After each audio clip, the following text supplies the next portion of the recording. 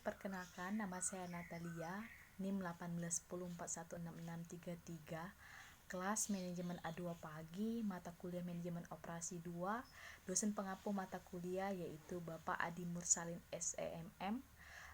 Pada kesempatan kali ini saya akan menjawab soal, yaitu ada 11 soal yang telah diberikan kepada saya.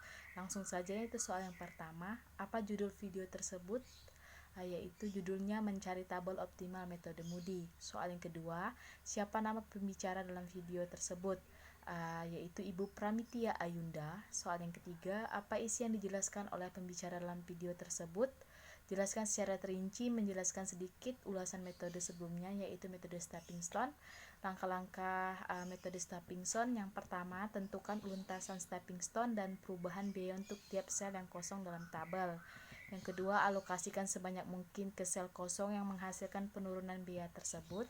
Yang ketiga, ulangi langkah 1 dan 2. Semua sel kosong memiliki perubahan biaya positif yang mengidentifikasikan tercapainya solusi optimal, dan menjelaskan metode beserta cara yang langkah-langkah metode Moody.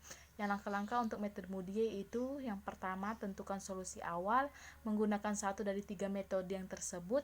Langkah yang kedua, hitung nilai U1 dan V1 untuk tiap baris dari kolom dengan menerapkan formula U1 ditambah V1 sama dengan VIJ pada setiap sel yang telah memiliki alokasi.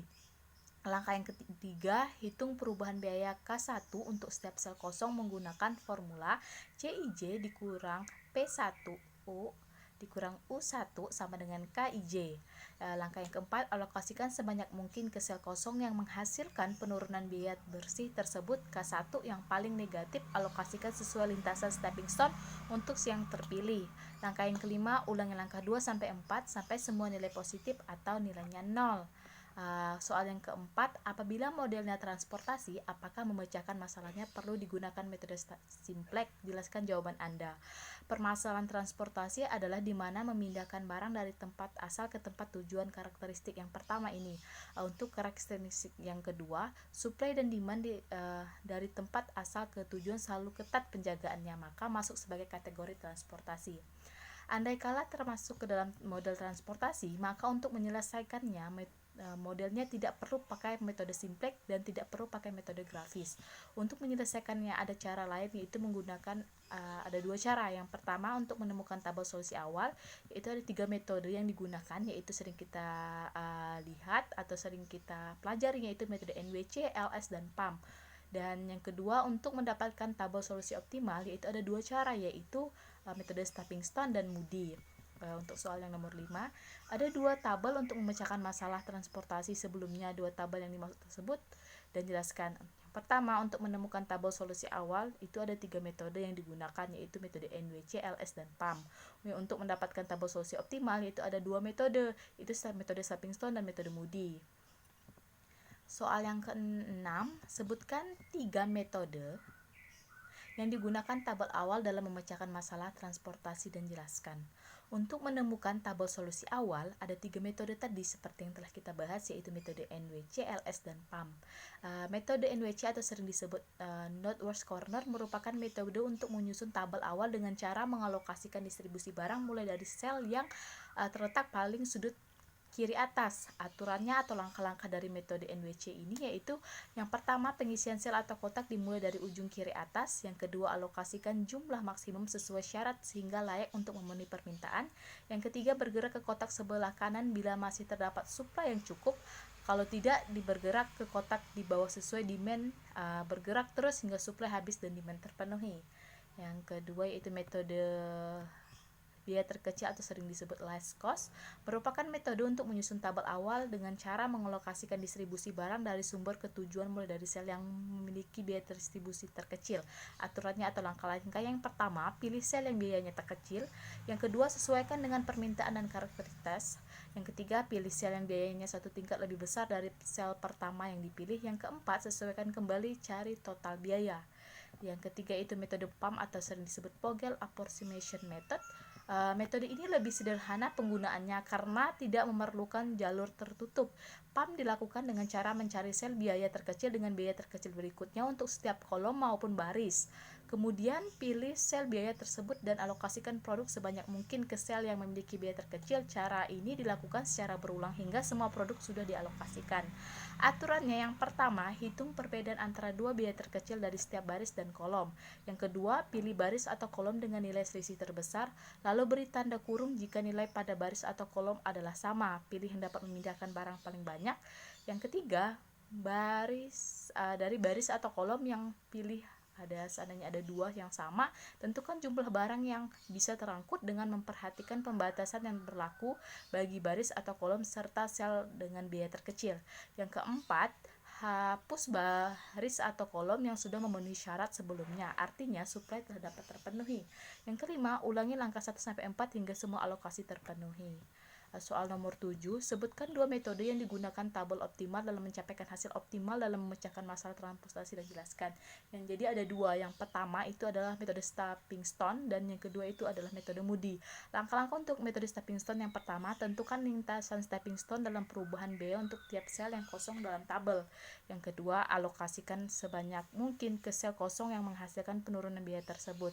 Yang ketiga langkahnya, ulangi langkah 1 dan 2, semua sel kosong memiliki perubahan biaya positif yang mengidentifikasikan tercapainya solusi optimal. Langkah-langkah untuk metode Moody: yang pertama, tentukan solusi awal untuk menggunakan satu dari tiga metode yang tersedia. Dan yang kedua, hitung nilai U1 dan V1 untuk tiap baris dan kolom dengan menerapkan formula U1 ditambah V1 sama dengan CIJ pada setiap sel yang telah memiliki alokasi. Yang ketiga langkahnya, hitung perubahan biaya K1 untuk setiap sel kosong menggunakan formula CIJ dikurang U1 dikurang V1 sama dengan KIJ.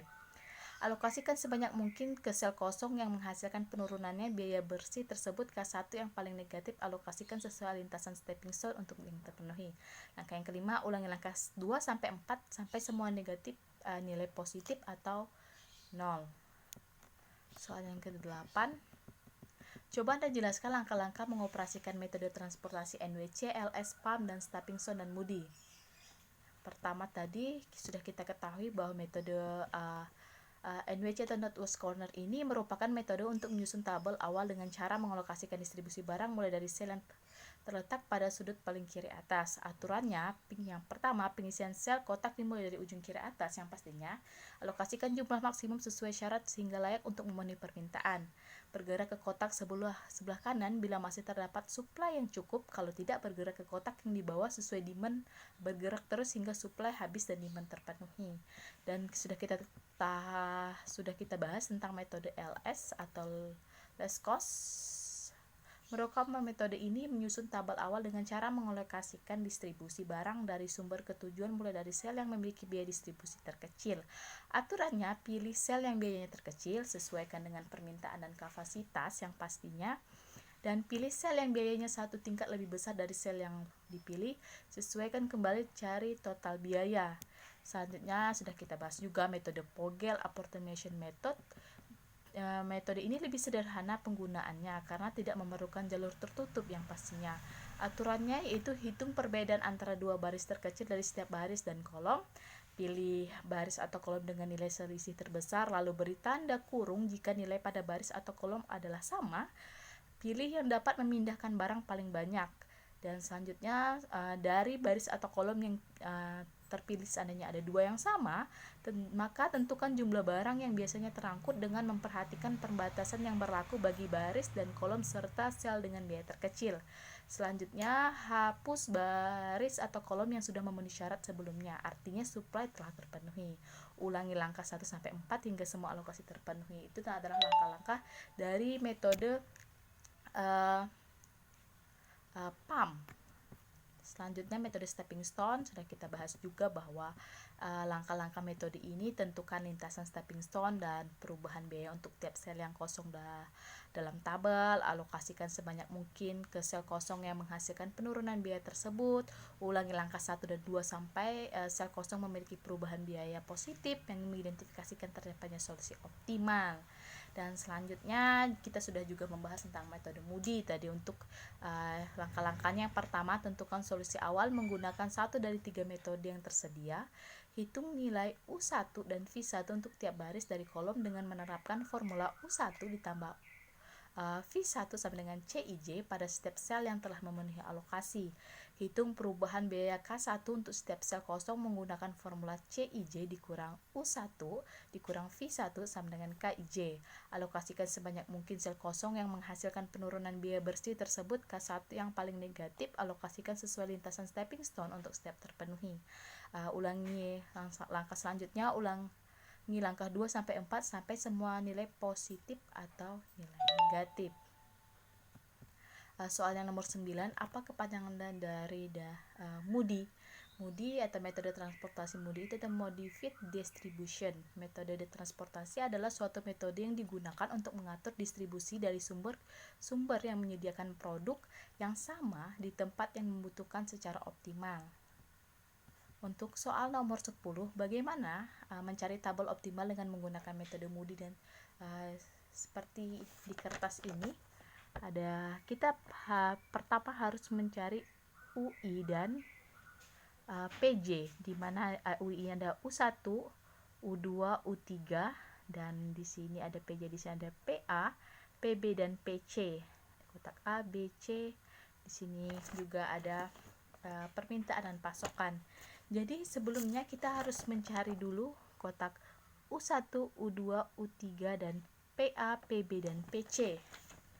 Dan persamaan tersebut dapat diselesaikan dengan memisahkan. Kita ingat lagi rumus, karena metode MUDI ini memakai rumus yaitu U1 sama dengan 0. Jadi kita cari dulu U1-nya, yaitu U1-nya berapa, U2-nya berapa, U3-nya berapa, PA-nya berapa, PB-nya berapa, PC-nya berapa. Jadi untuk mencarinya kita ketahui lagi X1B sama dengan U1 tambah VB sama dengan 8, 0 tambah VB sama dengan 8, jadi PB-nya ada 8. X1C sama dengan U1 tambah VC sama dengan 10. Kita tahu bahwa U1 tadi sama dengan 0, tambah PC sama dengan 10, jadi PC-nya sama dengan 10. X2C sama dengan U2 tambah PC sama dengan 11, U2 tambah PC, PC tadi sudah kita ketahui adalah nilainya 10 sama dengan 11, jadi 11 dikurang 10, jadi U2 sama dengan 1.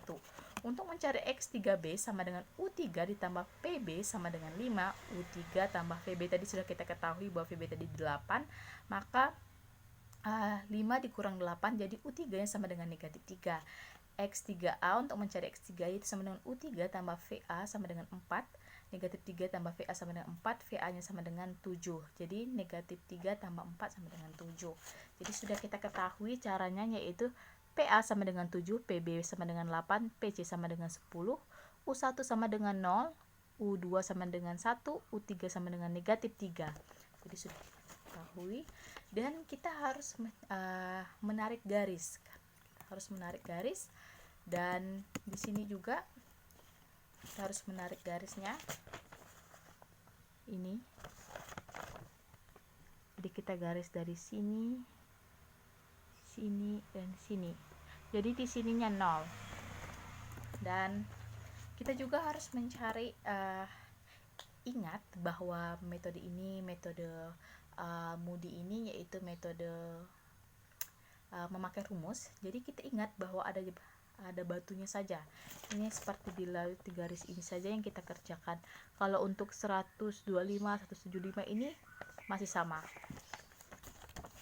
Jadi untuk langkah ketiga, jadi langkah pertama tadi kita menentukan tabel 1, langkah kedua itu persamaan, yaitu U1 sama dengan 0. Langkah ketiga ini perubahan biaya kosong, seperti sudah tadi ini kosong. Oke. Langkah ketiganya yaitu perubahan biaya kosong. Jadi X1A sebanding K1A sama dengan C1A dikurang U1 dikurang VA sama dengan 6 kurang 0 kurang 7 sama dengan negatif 1. X2A sebanding dengan K2A sama dengan C2A kurang U2 dikurang VA sama dengan 7 kurang 1 kurang 7 sama dengan negatif 1. Jadi X2A sebanding dengan K2B sama dengan C2B dikurang U2 dikurang VB sama dengan 11 kurang 1 dikurang 8 sama dengan negatif 2. X3C sebanding dengan K3C sama dengan C3C dikurang U3 dikurang PC sama dengan 12 dikurang negatif 3 kurang 10 sama dengan positif 5. Jadi perubahan biaya kosongnya itu ada negatif 1, negatif 1, positif 2, dan positif 5. Ini tabel yang kedua. Sudah bisa dilihat bahwa kita sudah menulis 25, 0, 125, 175, 100. Oke, sudah berubah dari tabel yang pertama, ini tabel yang kedua. Dan langkah selanjutnya yaitu kita akan menghitung nilai UI dan PJ ini untuk tabel yang ketiga. Sama seperti menghitung nilai U1 berbanding 0, tapi ini UI dan VJ. Kita tak terjadi X1A sama dengan U1 tambah VA sama dengan 6. Dan U1 nya tadi kita ketahui bahwa 0 tambah VA sama dengan 6. Jadi VA nya sama dengan 6. Dan X1C sama dengan U1 tambah VC sama dengan 10. Jadi PC nya sama dengan 10. U2 nya yaitu U2 tambah PC sama dengan 11. 11 dikurang 10 jadi 1. Dan X3A sama dengan U3 tambah VA sama dengan 4. U3 ditambah 6 sama dengan 4. 4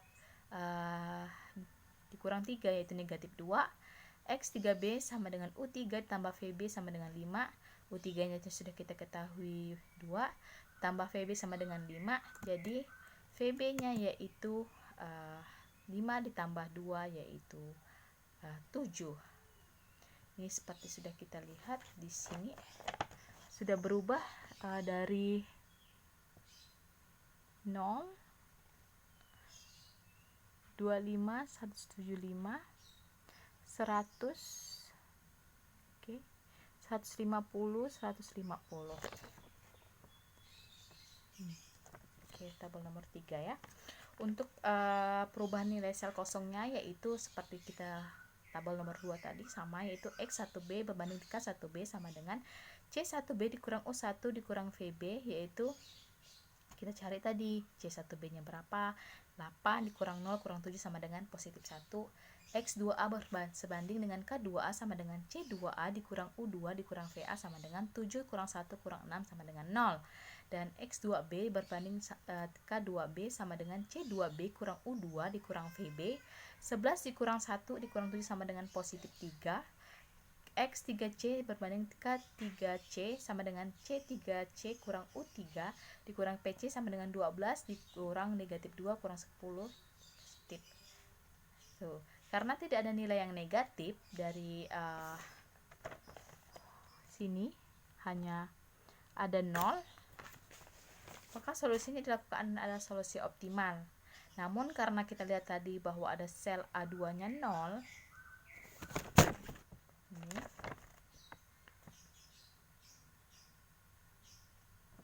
maka diselesaikan dengan solusi optimal majemuk. Dan soal selanjutnya, soal nomor 11. Bagaimana pendapat Anda tentang dosen dalam menerapkan topik di dalam video tersebut? Mengapa dan apa yang Anda dapat peroleh dari menonton video tersebut? Pendapat saya tentang dosen yang menjelaskan di video di atas sangat baik dan mudah dimengerti. Mengapa? Karena cara dia menjelaskan sangat bagus, teliti, dan dia mengajar secara pelan-pelan supaya mahasiswa dapat mengerti apa yang dia sampaikan. Terlebih lagi dia selalu mengatakan dicoba dahulu dan dipahami benar-benar supaya kita paham tentang apa yang dia dijelaskan dan tentang metode Moody tadi. Dan terlebih lagi dia selalu mengajarkan pertanyaan-pertanyaan bahwa sudah mengerti, apakah dipahami lagi. Itu membuat kami ingin selalu belajar dan ingin menggali suatu metode Moody tadi. Seandainya nggak tahu bertanya, ada yang ditanyakan. Jadi seandainya kita nggak tahu, kita berani untuk bertanya. Terlebih lagi dia mengajar secara kreatif, terlihat dari slide yang disampaikan di mana dia selalu memisahkan antara tabel 1, tabel 2, tabel 3, dan dia menjelaskan satu persatu secara terpisah dan terperinci dan dengan mudah dipahami kami sebagai mahasiswa. Sekian yang dapat jawaban yang dapat saya jawab dari 11 pertanyaan. Kurang lebihnya saya mohon maaf. Saya ucapkan banyak terima kasih kepada Bapak Adi Mursalin STMM selaku dosen pengampu mata kuliah manajemen operasi 2. Saya ucapkan selamat menonton. Thanks for watching. Jangan lupa like, comment, and subscribe, dan terima kasih.